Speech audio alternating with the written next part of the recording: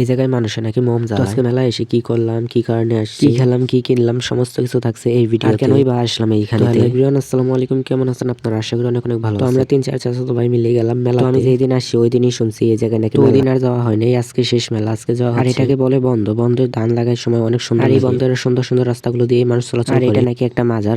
তো অবশেষে 10-12 মিনিট হাঁটার পর চলে আসলাম মেলা। আর এটা কিন্তু একটা মাজারি মেলা। তো এই মাজারি মেলায় আমি 2বার আসছি। তো মাজারে ঢোকার রাস্তায় কিছু দোকান বসে, আর সব বাকি দোকানগুলো উঠে গেছে যেহেতু আজকে শেষ মেলা।